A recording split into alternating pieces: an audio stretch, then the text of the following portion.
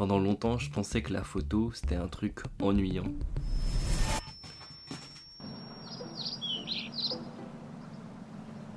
Je comprenais pas c'était quoi l'intérêt des photos. Mon raisonnement c'était le suivant. Si je peux prendre quelque chose en vidéo, pourquoi j'en ferais une photo? Étant donné qu'une vidéo, c'est une suite de photos. Et en plus de ça, je trouvais que la photo, ça avait l'air un peu trop facile. Juste un bon appareil et tu prends de belles photos. Mais bon, c'est seulement plus tard, après avoir pris plusieurs milliers de photos, en plus d'1 an, que j'avais compris que j'avais tort. La photo, c'est stylé. Il y a 1 an, j'ai décidé d'acheter ma première caméra. Je l'avais fait pour commencer à faire de la vidéo professionnellement. J'ai fait une vidéo, va la voir. J'avais enfin acheté ma caméra, le Sony A6700. Franchement, il a des très bonnes capacités à un prix abordable, mais je l'avais aussi choisi pour une autre raison. Une des particularités, c'est que c'est un appareil hybride. C'est-à-dire qu'elle peut prendre à la fois des photos et des vidéos. Et vu que je pouvais prendre des photos, je me suis dit ça serait dommage de pas essayer. Franchement, j'ai honte de le dire, mais j'étais un de ces gars qui disait pour faire de belles photos, faut juste un bon appareil. Franchement, j'ai honte d'avoir pensé ça dans ma vie. Alors j'ai commencé à apprendre et je me suis dit que ça serait rapide. Spoil, ça l'était pas. La première étape consistait à shooter en manuel. Et pour ça, il fallait comprendre la base, le triangle d'exposition. Les ISO, ça permet de contrôler la luminosité. L'ouverture, ça permet aussi de contrôler la luminosité et le flou d'arrière-plan. Et enfin, la vitesse d'obturation, c'est si tu veux une image plutôt très nette ou un peu plus floue. Perso, j'ai pris quelques mois à me familiariser avec tout ça. Et je commence à prendre mes premières photos. Ça, c'est littéralement les premières photos que j'ai prises avec mon appareil. Je prends des photos vite fait chez moi, un peu dehors, et là je me dis, c'est bizarre. Mes photos, elles sont pas ouf. Je me dis pas c'est des photos stylées. Et c'est là que je commence à me dire qu'il y a un truc à creuser. Pour pouvoir progresser, il fallait que je me motive, et pour me motiver, il fallait que je trouve ça stylé. D'habitude, quand je commence une nouvelle activité, mes inspirations, ça vient souvent de l'extérieur. Ishikanito en guitare, Gox en vidéo. Mais cette fois, c'était différent. Les gens qui m'ont le plus inspiré, c'est des gens que je connaissais. Il y a vraiment pas mal de gens autour de moi qui faisaient de la photo, sauf que j'avais jamais fait attention aux photos qu'ils faisaient. À commencer par mon frère, qui fait de la street photographie depuis quelques années maintenant. La particularité, c'est que ça se pratique à l'extérieur, et le sujet, c'est les personnes dans des situations spontanées. Ce qui donne lieu à beaucoup d'improvisation, étant donné qu'on contrôle pas l'environnement dans lequel on est, les paramètres comme la météo, ou encore les personnes qui passent. Et je pense que c'est ça qui rend le truc intéressant. Voilà quelques-unes de ces photos. Gab, un pote avec qui j'ai eu beaucoup de discussions sur la photo. Parler avec un passionné de photographie, ça aide beaucoup.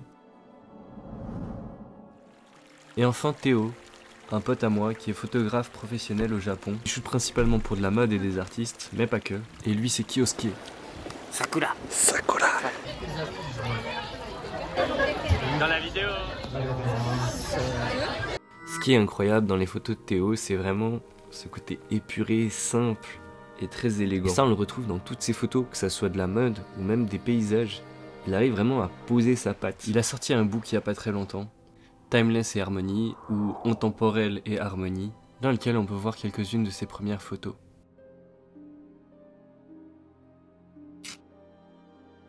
C'est en voyant ces photos que je me suis dit que la photo, ça pouvait être poussé très loin. Même si j'avais très peu de sensibilité à la photo, voir son univers, ça m'a vraiment ouvert l'esprit.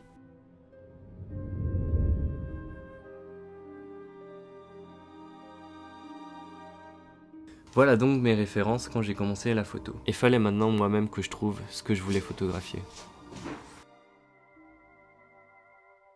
Donc partout où j'allais, j'ai commencé à prendre un peu des photos, ça dans le but de comprendre ce que moi j'aimais prendre en photo. Après m'être accommodé au mode manuel, il fallait que j'apprenne aussi à travailler la composition, donc ce que tu veux dans l'image, et également à apprendre à éditer.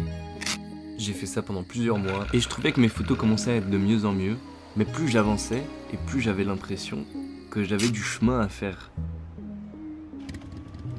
En fait, pendant toute cette période où j'expérimentais, j'étais en train de travailler inconsciemment la chose la plus importante selon moi pour faire de belles photos.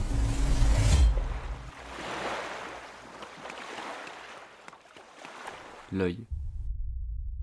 Plus j'ai commencé à m'intéresser à la photo, plus ce terme revenait. D'ailleurs, je pense vraiment que c'est beaucoup grâce à la photo que je me suis aussi amélioré en vidéo. Ça, quelques personnes l'ont vu. Sauf lui qui me demande si je dors sur un futon. Et ça, c'est grâce à l'œil. On a tous des yeux, mais très peu exploitent leur potentiel. Je m'explique. En fait, maintenant, je vois l'œil comme un muscle que tu travailles. Plus tu essayes de faire attention aux détails, tu commences à les voir. En faisant des photos, on travaille son œil. Je pense qu'il y a vraiment 4 niveaux d'utilisation de l'œil. Et ça m'a pris du temps à comprendre. Le premier niveau, c'est voir. T'as des yeux, tu peux voir. Bravo. Mais on peut faire beaucoup mieux. Le deuxième niveau, c'est regarder. Là, tu vois, mais tu fais un peu plus que voir. Tu regardes dans une direction, tu regardes. Souvent, on fait ça quand on s'ennuie. 3, c'est observer. Donc là, tu commences à regarder et viser un truc en particulier. Là, il y a une réelle intention de regarder quelque chose avec intérêt. Et niveau 4, quand ton œil, il est vraiment au top, c'est quand tu commences à contempler. Trouver de la beauté dans ce que tu regardes, même dans les choses a priori qui ne sont pas belles. Bon, ça c'est beau. Récemment, j'ai regardé un film. D'habitude, je regarde pas énormément de films, mais là, j'en ai vu un, Perfect Days. C'est un film sur la contemplation et c'est celui qui m'a donné envie de faire cette vidéo. En 2 mots, c'est un concierge qui vit sa meilleure vie parce qu'il arrive à trouver de la beauté dans les petites choses. Quand tu vois ce film, t'as envie de faire pareil. Du coup, récemment, j'ai fait un truc que j'avais très rarement fait. Je suis juste sorti et allé prendre des photos.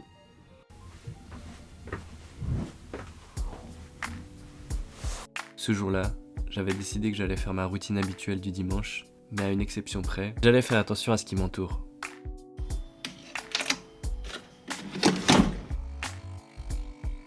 Faire tout comme d'habitude, et faire attention aux angles, à la lumière. Dès que j'ai commencé à pratiquer cet exercice, j'ai commencé à remarquer des trucs chez moi auxquels j'avais jamais fait attention.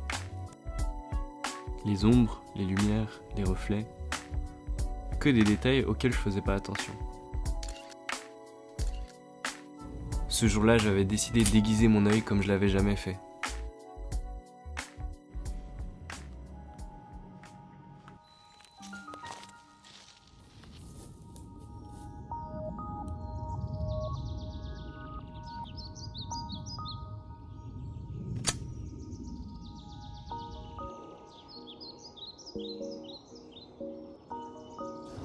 Ça y est les gars, je suis arrivé dans la forêt.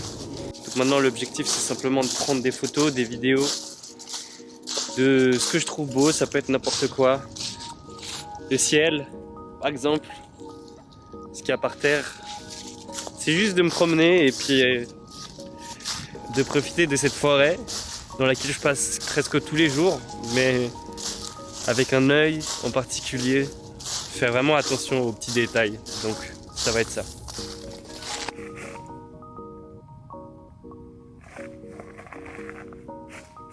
Une des premières choses que j'ai commencé à faire, c'est de regarder en dessus de moi.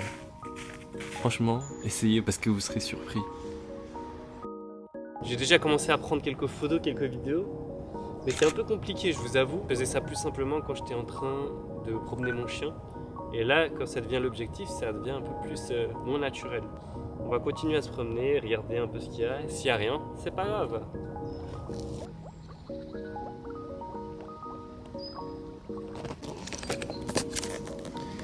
Bon, actuellement, je suis plus inspiré par tout ce qui est en haut et quelques textures au sol. Mais bon, on peut pas forcer l'inspiration. Je vais me rapprocher un peu plus des habitations et on va voir si on prend des photos, pas forcément de la nature, mais d'autres choses. Ce que j'aime un peu plus, c'est genre la texture, comme ça, vous voyez.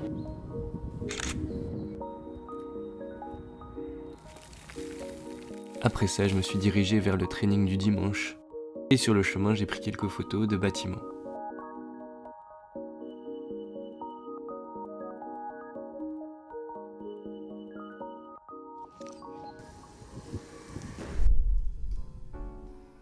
Mais il me restait juste 2 choses à faire, éditer et figer les souvenirs de cette vidéo.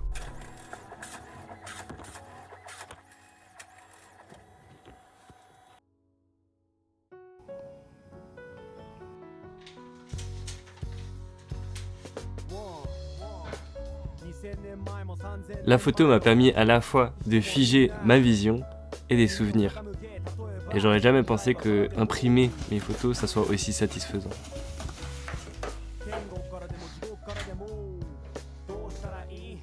Au final, je pense que la photo, ça m'a apporté un truc encore plus important que juste savoir prendre de belles photos, trouver de la beauté dans les petites choses de tous les jours, et c'est presque une sorte de reconnaissance de la vie, tu vois. Je pars un peu loin, mais c'est vraiment ça, tu vois, genre vraiment regarder, pas regarder, ça c'est niveau 2, contempler ce qu'il y a autour de moi. Juste, la photo, ça vous apprend à être heureux, d'avoir des yeux, quoi. J'ai pris du temps à trouver le bon angle pour parler de la photo, et je suis plutôt satisfait de cette vidéo, donc si elle vous a plu, n'hésitez pas à l'aimer, sinon vous allez louper l'occasion de soutenir le youtubeur le plus underground du game.